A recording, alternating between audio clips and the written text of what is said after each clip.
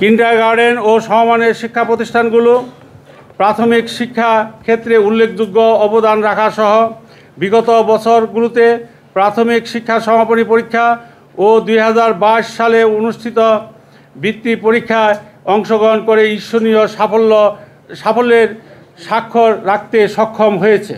মাধ্যমিক বিদ্যালয় সংলগ্ন প্রাথমিক বিদ্যালয় সরকারি বৃত্তি পরীক্ষায় অংশগ্রহণ করতে পারবে এই মর্মে সুচাতুরতার সাথে সরকারি প্রাথমিক বিদ্যালয়ে বৃত্তি পরীক্ষা 2025 নামে গত 17 জুলাই 2025 একটি পরিপত্র জারি করেছে।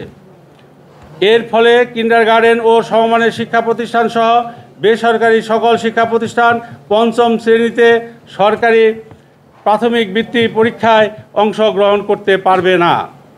আমরা এ পরিপত্রকে ঘৃণা ভরে প্রত্যাখ্যান করছি। দুই রকম ধারা কিছুতেই চলতে পারে না। এটা কোমলমতি শিশু কিশোরদের সাথে একটি বিরাট বৈষম্য ও প্রতারণার শামিল। এরূপ বৈষম্য আমরা কোনো মতেই মেনে নিতে পারি না।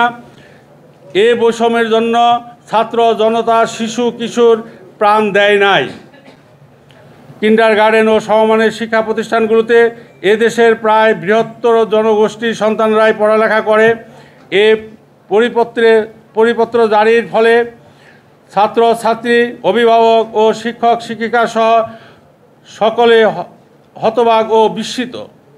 আমরা বাংলাদেশ কিন্ডারগার্টেন ঐক্য পরিষদের পক্ষ হতে প্রাথমিক শিক্ষা অধিদপ্তর কর্তৃক ঘোষিত 17 জুলাই 2025 পরিপত্র অবিলম্বে বাতিল করে আগামী 29 জুলাই 2025 মধ্যে বেসরকারি কিন্ডারগার্টেন ও শিক্ষা প্রতিষ্ঠানগুলোকে অন্তর্ভুক্ত করে পুনরায় পঞ্চম শ্রেণীর সরকারি প্রাথমিক বৃত্তি পরীক্ষার পরিপত্র জারি করার জন্য আহ্বান জানাচ্ছি।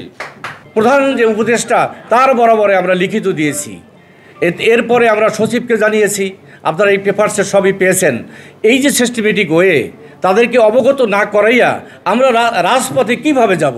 আমি আশা করি আপনাদের যেখান থেকে যে ইনফরমেশন দেখ না কেন, আপনারা এই সংঘবদ্ধ যারা এই জাতীয় পর্যায়ে নেতৃত্ব দিয়ে ঐক্য পরিষদের মাধ্যমে আপনাদেরকে অবগত করাচ্ছেন এবং নির্দেশ দিচ্ছেন, এই বিষয়গুলিকে আপনারা আমলে আনবেন বলে আমি আশা রাখি। 30 তারিখ আমরা মানববন্ধন করব এবং সেটা সমগ্র দেশব্যাপী আমরা নির্দেশ দিব সেভাবে স্ব অঞ্চলে প্রেস ক্লাব অথবা শিক্ষা অফিস সেখানে দাঁড়িয়ে আপনারা এই দায়িত্ব পালন করবেন এবং মানববন্ধন করবেন ঐক্য পরিষদের ব্যানারে।